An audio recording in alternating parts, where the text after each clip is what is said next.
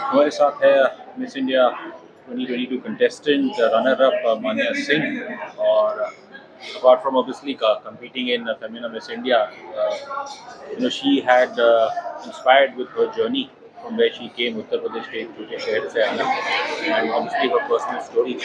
आज वो यहाँ पे उपलब्ध थी एक इवेंट में जिसका नाम है मोहा stand on your feet. obviously यहाँ पे जो कंटेस्टेंट्स हैं उन सबकी जर्नी रही है, बट सबसे पहले Manya, I think standing on your feet अगर इसे कोई डिफाइन कर सकता है तो I think there are very few better than you. तो अब तक अपनी ज़िंदगी की यंग उम्र में आपने जो अचीवमेंट पाई है उस पर कुछ कहना चाहेंगे? मुझे हमेशा से सिखाया गया है बचपन से ही कि standing on your feet is the most important thing कोई औरत अपने या कोई लड़की अपने लिए कर सकती है। और इंडिपेंडेंस जो मैंने जिसके लिए मैं इतनी मेहनत करती आई हूँ आज तक, तो मुझे ऐसा लगता है कि मेहनत के अलावा कोई शॉर्टकट नहीं होता। मेहनत दो टाइम लगता है, अगर आज नहीं तो कल, लेकिन एक ना एक दिन तो होगा होगा ज़रूर, क्योंकि अपने हाथ में होता है कि हम कितना दूर तक जाना चाहते हैं। तो मेरा एक हमेशा से था कि मैं कुछ भी करूँगी बस पछतावा या रिग्रेट जैसी चीज़ें अपनी लाइफ में नहीं करूँ कि काश मैंने ये ट्राई कर लिया होता, काश मैं कर सकती थी। मैं जो सपने देखती हूँ उसको मैं एड़ी चोटी का दम लगा देती हूँ और पूरी मेहनत करती हूँ, पूरी दिल लगाती हूँ और ईमानदारी से मेहनत करती हूँ कि मैं आगे जाऊँ।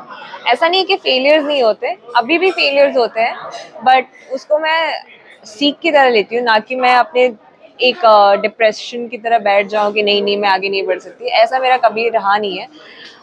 बस मम्मी पापा के सपोर्ट से और भगवान के आशीर्वाद से आगे बढ़ती जा रही हूँ मैं। कुछ लाइक अपने जो growing up in a small town, और तब क्या सपने थे, मतलब? मेरा सपना हमेशा से बहुत सिंपल रहा है कि मुझे जब मैं बचपन में ऐसे, मैं यूपी से हूँ तो लोग कहते हैं कि वहाँ पे फर्स्ट प्रेफरेंस यूपीएससी होता है। तो बोला गया था मुझे कि आप भी कर लो, बट उस टाइम पे उतनी मेच्योर्ड नहीं थी मैं, और मुझे कुछ अलग ही करना था कि कुछ हटके करते हैं। तो मैं बॉम्बे आई। बॉम्बे आने के बाद 6-7 साल मेहनत करने के बाद फिर एक क्राउन मिला सर पे, जो अब शायद मैं जब तक मरूँ ना तब तक मेरे बॉम्बे सर आई पे। थी क्या यही सोच के आई थी कि आप ग्लैमर इंडस्ट्री से जुड़ना चाहेंगे, कुछ फैशन इंडस्ट्री ऐसे? मैं खुद ग्लैमरस नहीं थी और ना ही मैं आज हूँ। मैं ग्लैमर इंडस्ट्री में आके भी सबसे सिंपल दिखने वाली लड़की हूँ। जब बॉम्बे आई थी तब क्या गोल था? मैं बॉम्बे सिर्फ पढ़ने के लिए आई थी कि मैं अपनी ग्रेजुएशन यहाँ कंप्लीट कर लूँ, फिर अपना फ्यूचर आगे देखूँ। तो मुझे बहुत सारे पैसे कमाने थे उस टाइम पे, अपना घर लेना था बॉम्बे में, अपने पेरेंट्स को सेटल करना था। तो था, कुछ सपने ऐसे ही थे, बट आई थिंक भगवान की प्लानिंग कुछ और थी, और जो सोचा था कि कुछ अलग करना है वो अलग हो गया। अब ऐसा है कि अब वापस से ऐसा कुछ करना है कि कुछ अलग ही करना है, सिमिलरली सब मिस इंडियाज की तरह नहीं करना। And obviously, I think जो आपकी स्टोरी रही है, and how you come from a very humble background. आपके पिता ऑटो रिक्शा चलाते हैं, और बॉम्बे जैसे शहर में, खैर नॉर्थ का तो मुझे इतना नहीं, बट नॉर्मली ये होता है कि कह रहे हैं कि यहाँ पे सब लोग ऑब्वियसली जो उनके रूट्स है उसे छुपाते हैं। तो जब आप इस शहर में नेविगेट कर रही थी, पढ़ रही थी, या फिर जब आपने फेमिना का कदम उठाया, तो जो ऑब्वियसली आपकी बैकग्राउंड है उसको लेके लोग आपको सवाल पूछते थे, तो आप क्या कहती थी? मैं कभी मुझे कभी शेम नहीं हुआ कि मैं किस बैकग्राउंड से आती हूँ।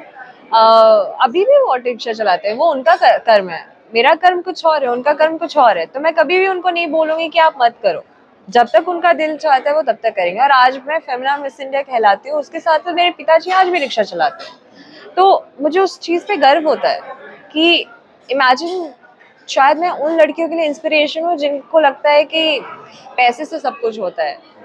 आई एग्री, पैसा सब कुछ होता है, लेकिन बहुत ऐसा भी नहीं कह सकते कि हाँ बहुत कुछ होता है। कभी कभी नीयत भी बहुत जरूरी होती है, और इंसानों का नहीं पता मुझे, लेकिन जब भगवान को पसंद आ जाए आपकी नीयत ना, तो फिर आपको कोई रोक नहीं सकता। तो हाँ, तो मुझे कभी किसी बात का शर्म नहीं हुआ। स्टार्टिंग से लेके आज तक मैं प्राउडली कहती हूँ कि मेरे पिताजी आज भी रिक्शा चलाते हैं, मेरी माँ आज भी उतनी मेहनत करती है पार्लर्स में, और मैं अपनी अपनी अपने हिस्से की जंग में खुद लड़ रही हूँ। तो मैं तो खैर अब तो इतना फॉलो नहीं कर पाता हूँ ये ब्यूटी पेजेंट्स, लेकिन जब मैं छोटा था तब ऑब्वियसली स्टार्टिंग में सुष्मिता, ऐश्वर्या, देवर सोम, प्रियंका, लारा दत्ता, बहुत सालों में जीता था। बट उस दौर में ऑब्वियसली जो ज़्यादातर देखा जाता है कि जो लड़कियां हमारी जीत रही थी, obviously they came from largely well to do family background से। उनकी जो इंग्लिश होती थी बहुत ही फराट होती थी। And I assume now in the last maybe 10-12 years, now we are having girls, coming from other parts of the country, especially small towns. तो ये चेंज कैसे हुआ है, आपको कैसे लगा? अगर मतलब मैंने भी कभी ब्यूटी पेजेंट फॉलो नहीं किया था। मैं टीवी स्टार और फोन सोशल मीडिया वाली लड़की हुई नहीं। अ, तो है सोशल मीडिया अकाउंट का? टेक वो करना पड़ता है। एक है फाउंडेशन की, ठीक है, करना है। But I think I take pride कि मेरे पहले अब आज तक कोई मिस इंडिया नहीं बनी जो मेरे फैमिली बैकग्राउंड से, ऐसे बैकग्राउंड से आती हो, छोटे गांव से आती हो, क्योंकि ब्यूटी पेजेंट इज एक्सपेंसिव। आपको नए नए कपड़े पहनने पड़ते हैं, बड़े बड़े महंगी हील्स पहननी पड़ती हैं। बट आई थिंक हर चीज़ का एक सब्स्टिट्यूट होता है। वो मैंने कहते हैं ना, जुगाड़ से मैंने सब कुछ अरेंज किया था। बट ऑनेस्ट जुगाड़ मतलब ऐसा माइंडसेट हो गया है कि हाँ, ब्यूटी पैजेंट में आपको खूबसूरत कपड़े पहनना, आपको महंगे महंगे मेकअप करना, आपको बड़ी बड़ी गाड़ियों में आना जाना बहुत इंपॉर्टेंट होता है। उस वजह से आप जज होते हो। ऐसा नहीं है। Beauty pageant is all about your personality और the way you have a knowledge अपनी कंट्री के बारे में, आप अदर कंट्रीज के बारे में, आपका माइंडसेट कैसा है लोगों को लेके, आपका ओपिनियन है या नहीं, वो मैटर करता है। तो beauty pageant is all about that thing. तो मैंने वो चीज़ रिसर्च की थी और उस पर काम किया था। दो मेरे पहले और मेरे जीतने के बाद अभी तक कोई ऐसी मिस इंडिया नहीं बनी आज तक जो मेरे फैमिली बैकग्राउंड या मेरे जैसे बैकग्राउंड से आती हूँ।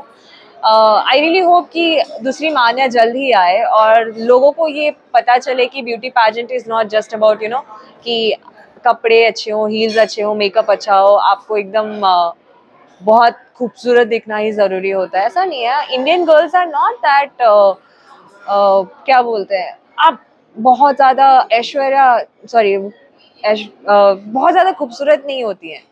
उनकी अपनी ब्यूटी होती है। लाइक एक लड़की अलग दिखेगी, दूसरी लड़की एक दिखेगी। अगर आप फॉरेन कंट्री में जाएंगे, सारी एक जैसी दिखेंगी।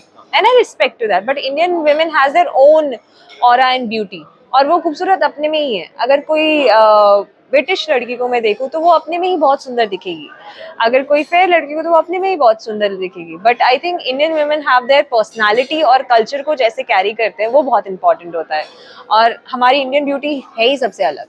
So I really want everybody to recognize that thing कि beauty pageant is not just about beauty or makeup or not just about model. लेकिन 2020 के बाद मतलब शिमला में सिलेक्ट होने के बाद आपके आसपास का जो माहौल था उसमें क्या बदलाव हुआ है? अब आपके जो रूट्स हैं वहाँ के लोग अब क्या सोचते हैं आपके बारे में? देखिए, वो कहते हैं ना कि हम, मुझे नहीं पता है कि मैंने कभी ये ध्यान नहीं दिया क्योंकि कैसे लोग बिहेव करते हैं, कैसे नहीं करते। अगर मैं इन सब चीज़ों पे अपना ध्यान दूंगी तो शायद जो मेरा अपना काम होगा मैं उससे भटक सकती हूँ। तो हाँ, लोग जब आप कहते हैं ना कि लोग आपकी नहीं आपकी कुर्सी की इज्जत करते हैं, तो वो मुझे पता है पहले से कि लोग मेरी नहीं मेरे ताज की इज्जत कर रहे हैं। तो अगर मैं उसमें मेहनत नहीं करूँगी और शायद मैं अगर यहीं रुक गई तो मे बी 2-3 साल और उसके बाद सब लोग नॉर्मल आ जाएंगे। तो मेरे लिए इतना मैटर नहीं करता है कि सोसाइटी क्या बोल रही है, रिश्तेदार क्या बोल रहे हैं। मेरे लिए मेरे परिवार वाले सुखी हैं, मैं सुखी हूँ, और क्या मैं उनको उनकी हेल्प कर पा रही हूँ एज अ विमेन, और क्या उनको कभी ये फील नहीं होना चाहिए कि काश मेरा भी बड़ा बेटा होता। तो ये मेरा हमेशा मोटो रहा है। मैंने आपने थोड़ी देर पहले जिक्र किया था पर्सनालिटी की, इन ब्यूटी पेजेंट्स इनमें पार्टिसिपेट जीतने के लिए। And for someone like you, इस प्रतियोगिता में आने से पहले आपने अपनी पर्सनालिटी पे कितना काम किया? मेरी पर्सनालिटी पता है लोगों से अलग नहीं थी। मतलब मैंने बहुत सारे ऑड जॉब्स किए थे क्योंकि मुझे ना सीखना था। और पता है आज जो हमें विनर मिला है उनकी भी अपनी पर्सनालिटी थी, वो किसी से डरी नहीं थी। तो मेरा यही था कि मैं अगर जा रही हूँ तो मैं डरूंगी नहीं, क्योंकि खोने के लिए तो कुछ था नहीं और पाने के लिए पूरा जहां था। तो ये हमेशा से था कि मेरी पर्सनालिटी आज भी वैसे की वैसे ही है। मैं नहीं डरती किसी से बोलने के लिए कि यार मैं बड़ी सिंपल हूँ, मुझे पार्टीज करना नहीं पसंद, मुझे अपने काम से मतलब है, मुझे ये चाहिए कि दुनिया मेरे लिए आए, मैं दुनिया के लिए ना जाऊँ। तो ये हमेशा से कॉन्फिडेंस रहा है कि मैं उसके लिए मेहनत करती हूँ, मैं सिर्फ बोलती नहीं हूँ। तो इसी वजह से लाइक कहते हैं ना कि एक स्ट्रांग पर्सनालिटी होती है, वो आपको कहते हैं कि कुछ चीज़ें किताबें नहीं दुनिया सिखा देती हैं। तो शायद मेरी पर्सनालिटी तभी ग्रो कर गई जब मैंने बहुत सारे फेलियर्स और लाइफ से सीखा। तो मुझे यही था कि अब खोने को तो कुछ है ही नहीं, जो है यही है, तो यही पूरा अपना 100% दे देते हैं फेलियर से आपने सबसे बड़ी सीख क्या क्या मिली?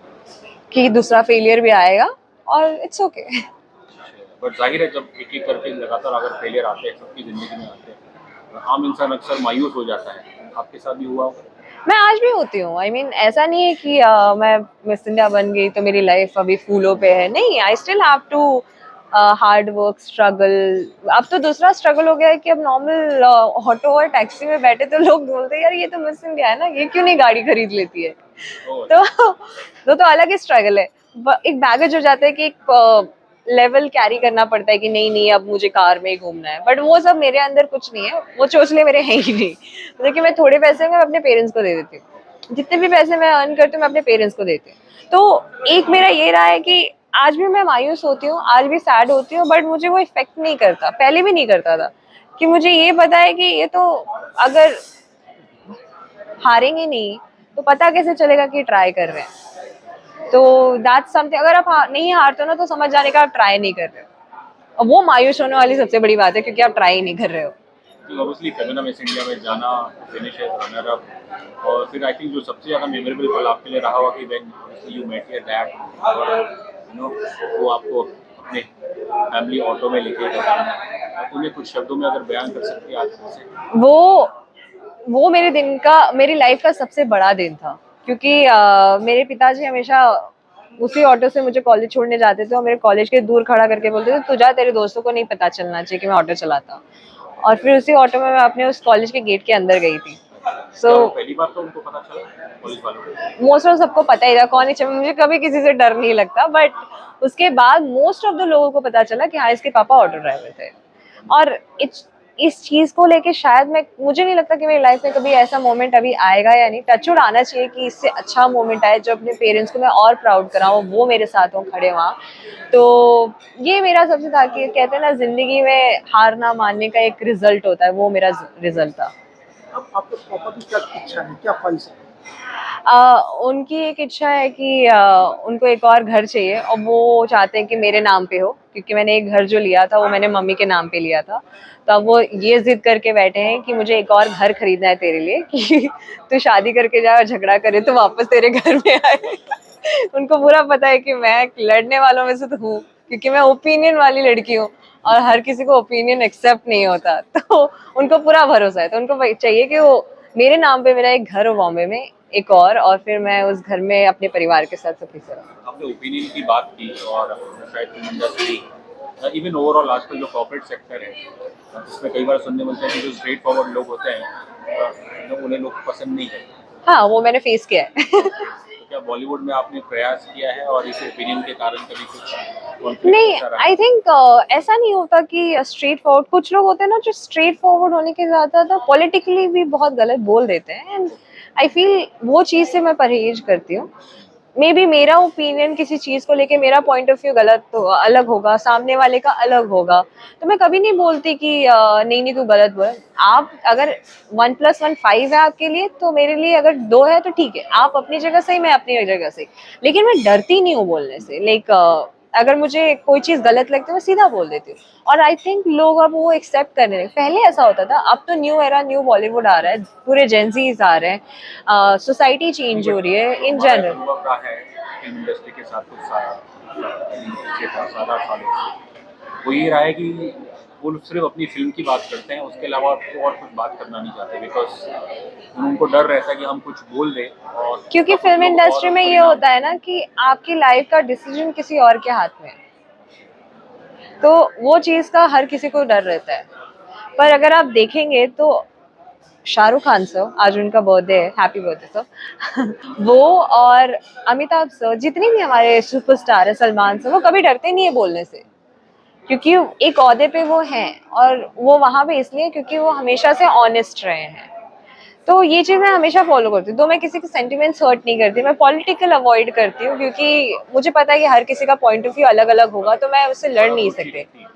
मैं रखती हूँ, मैं बहुत ज़्यादा, मुझे पॉलिटिकली बहुत अच्छे नॉलेज रहता है, क्योंकि मैं पढ़ती रहती हूँ, मुझे पता है कि क्या चीज़ क्या सही है क्या गलत है। So that something which I have a habit of reading. तो मैं न्यूज़पेपर्स पढ़ती हूँ, एज आई सेड ना, मेरा यूपीएससी तो एक करना ही है, तो वो चीज़ मेरा हमेशा से रहा है। तो देखते हैं कब तक, मतलब आई फील, ठीक है, it depends on the people. बहुत सारे एक्ट्रेसेस अवॉइड करती हैं, बट अगर मैं, मेरी लाइफ में ऐसा कभी हुआ कि मैं एक्ट्रेस बनी, तो फिर मैं नहीं रुकूंगी। मैं कहाँ, ओपिनियन तो मेरा रहेगा ही रहेगा।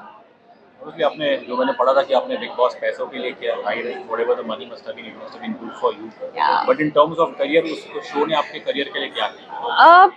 मेरी लाइफ का सबसे बड़ा रिग्रेट था वो। बट मतलब इट वॉज वेरी एविडेंट कि मैंने कभी प्रीवियस कोई चीज़ देखी नहीं थी बिग बॉस की, ना ही मेरी कोई टीवी में रुचि रही है ऐसे बिग बॉस देखने की, या मेरे आने के बाद भी मैंने आज तक अपने एपिसोड्स नहीं देखे। तो I think we all have to move on. मैं कंप्लीटली मूव ऑन हो चुकी हूँ। एक लाइफ में अगर कोई बोले कि क्या आपकी लाइफ का सब कोई रिग्रेट है, तो वो चीज़ था कि मैंने बिग बॉस चूज किया। बट मुझे कोई ऐसा वो नहीं है कि मैंने जाते ही बोल दिया था कि मैं यहाँ पे सिर्फ पैसे के लिए आई हूँ। मुझे पता है कि यहाँ से निकलने के बाद मे बी 1-2 साल का फेम होगा, लेकिन मेहनत तो करनी है। अगर आगे बढ़ना है किसी चीज़ के लिए, तो आपको वो हिम्मत रहनी चाहिए कि आप जीरो से स्टार्ट करो। आप ये नहीं बोल सकते कि मैं सेलिब्रिटी हूँ तो लोग मुझसे मिलने आएंगे। काम की ज़रूरत आपको है ना, तो आपको जाना पड़ेगा। तो मेरा हमेशा से ये नेचर रहा है। सो आई डोंट थिंक कि बिग बॉस ने मेरी करियर को कोई एडवांटेज दिया है, क्योंकि मेरा करियर गोल ही कुछ और है। दो लोग पहचानते हैं, यूजुअली वो पहले भी पहचानते थे। इट्स ऑन ऑनर कि मैं एज अ मिस इंडिया गई थी, और एज अ मिस इंडिया ही आई हूँ बाहर भी। और आई एम वेरी ग्लैड कि मैं 3 हफ्ते में बाहर आ गई, क्योंकि मैं बहुत खुश थी। मैं मेंटली बहुत बीमार पड़ गई थी, जो कि मुझे कभी हुआ नहीं है, क्योंकि मैं कभी किसी कॉफ़ी के लिए या रोटी के लिए नहीं रहूँगी। हमारे लाइफ में ऐसे भी समय आया है जहाँ पे हमारे घर में एक ही रोटी रहती थी, और वो एक रोटी में हम 4 हिस्से करके खाते थे। तो हम कभी लड़े नहीं, क्योंकि हमें पता है कि खाने की वैल्यू क्या होती है। हमें पता है कि एक छोटे से कमरे में रहने की वैल्यू क्या होती है। हमें पता है कि 1 रुपए की वैल्यू क्या होती है। तो हाँ, मतलब ये लोगों का परसेप्शन है कि रियलिटी शो में लोग रियल रहते हैं, बट ऐसा कुछ नहीं है। रियलिटी शो में कोई रियल नहीं रहता। तो या it's all part and parcel. वो गया, अब सब गया, बिग बॉस गया। Obviously, आपने करियर गोल की बात की, यूपीएससी की बात की, तो वही आपका प्राइमरी फोकस है फिलहाल? प्राइमरी फोकस मैं अभी डिसीजन नहीं ले पा रही हूँ, क्योंकि मैं चाहती भी नहीं अभी लेना, क्योंकि बहुत सारे ऐसे अपॉर्चुनिटीज हैं जो आ रहे हैं That is related to film film. industry? Yes. और आई होप कि मैं परफॉर्म कर पाऊँ। आज जैसे मैं दिव्या दत्ता से मिली, उनसे मैं बहुत इंस्पायर हुई। Look at her, she is a national award winner, and it made me feel so honoured कि मैं उनके बाजू में बैठी हूँ। ये मेरे लिए बहुत बड़ी बात थी, वो एक अचीवमेंट था। तो क्या बचपन में सिनेमा इंस्पायर करता था आपको? नहीं, I am very good at mimic, but हमारे घर में टीवी नहीं था यार। अभी अभी जाके तो मैंने टीवी लिया है। दो ऐसे लगा रहता है कमरे में, कोई देख नहीं पाता। बट हाँ, कभी ऐसे फिल्म और ग्लैमरस का मेरा कुछ था ही नहीं। इट वाज सडनली अनप्लान्ड कि भगवान जी ने रास्ता दिखाया और मैं चलती गई। नाउ कहते हैं ना कि जब आपके मन का ना हो तो भगवान का दिया हुआ बहुत अच्छा होता है। तो वही चीज़ है कि मैं करे जा रही हूँ मेहनत। जिस आई नो कि देर आर टू थिंग्स, कि अगर मुझे कोई अपॉर्चुनिटी आएगी मैं मेहनत करूंगी, पूरी जान लगा दूंगी। और अगर यही लिखा हुआ है कि मुझे यूपीएससी करना है, तो मैं तो अपना नॉलेज ही बढ़ा रही हूँ, राइट? क्योंकि यूपीएससी में इतना होता है, इतना सिलेबस होता है कि आप अगर वो पढ़ लो ना, तो आप जिंदगी में आपको कोई नहीं हरा सकता। तो मेरे पास नॉलेज रहेगा। मैं ऐसे मीडिया से बात करती रहूंगी तो आपको और अच्छी चीजें पता चलेगी, ना कि सिर्फ वही चीजें जो घिसी पिटी सब बोलते हैं। आई होप हमारे सवाल किसी पे ना हो। नहीं, काफ़ी अच्छे हैं, and I really enjoyed it, and thank you so much. I mean it's pretty long कि मैं अपनी जर्नी के बारे में फाइनली किसी से बात हुई। It's been really long. कहते हैं, आपने बोला ना कि क्या मिला, हाँ, मुझे बिग बॉस से निकलने के बाद सिर्फ बिग बॉस के क्वेश्चंस मिले हैं। तो आई एम हैप्पी कि आज ऐसा सब कुछ हो रहा है, एंड आई एम ग्लैड कि अभी देखते हैं आगे। आपको कुछ ना कुछ तो पता ही चलेगा आगे, और आपको प्राउड हो हमेशा आप सबको। मैं यही कहूँगा, just the way you speak, thank you. Confident person, such a pleasant person. और आपकी जो जर्नी रही वो उसने तो पूरे देशवासियों को इंस्पायर किया। मैं उम्मीद करता हूँ कि आगे जाके आपके जो भी सपने हैं वो सभी साकार पूरे हो। And you continue to be an inspiration for the country. Thank you Thank so you so much. much for Thank you.